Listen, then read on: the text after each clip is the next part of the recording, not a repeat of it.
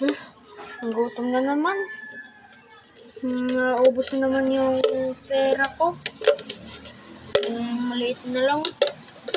Maliit na lang yung pera ko.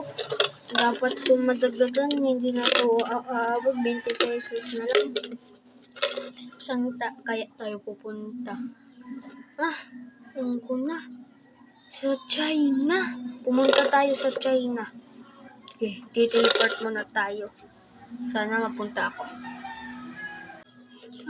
Nandito na tayo sa China. Ang dami namang tao.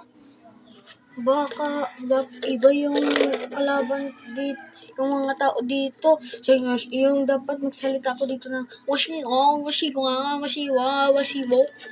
Dapat yun. Yung dapat na sabihin ko. Nakapagtanong na nga. Arigato, shalingking kong, shankiyo, shawiwa, uia.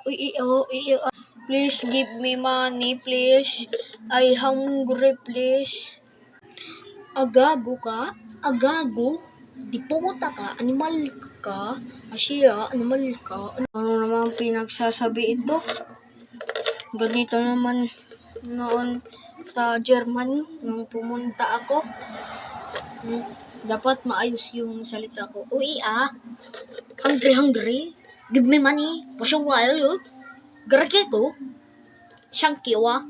Shaya. Di puta ka animal. You please talk English. I'm a Chinese. Please talk English. You are hungry. I'll give you money now. Oh, you have money. Get there. Goodbye.